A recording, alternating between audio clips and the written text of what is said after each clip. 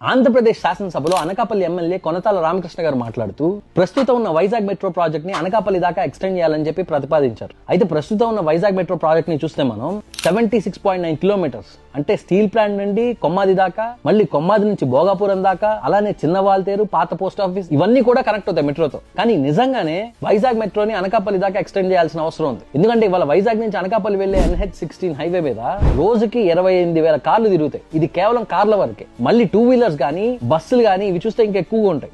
అలానే వైజాగ్ నుంచి అనకాపల్లికి, అనకాపల్లి నుంచి వైజాగ్ కి కమ్యూట్ చేసే పాపులేషన్ దాదాపు 30 నుంచి 50,000 దాకా ఉంటుంది రోజుకి. సో మనం గనక మెట్రోని ఎక్స్టెండ్ చేస్తే వీళ్ళందరికీ fast and affordable public transport ని మనమే ప్రొవైడ్ చేసినట్టు. అంతేకాకుండా మనందరం అనకాపల్లి గురించి మాట్లాడుతున్నప్పుడు అది వైజాగ్ తాలూకా సబబ్ కింద చూస్తాం. కానీ అనకాపల్లి ఒక ఎకనమీ హబ్. ఎందుకంటే దాదాపు 50 పైన అగ్రో బేస్డ్ కంపెనీస్ ఉన్నాయి. ఫార్మా సిటీ ఉంది.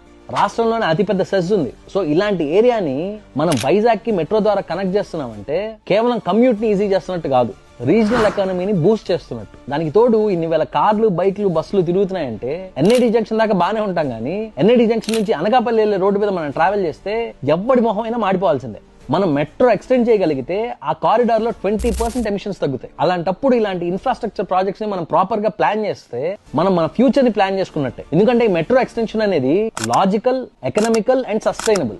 దానివల్ల ట్రాఫిక్ తగ్గుతుంది, కమ్యూట్ ఈజీ అవుతుంది అండ్ ఎకనమీ కూడా పెరుగుతుంది.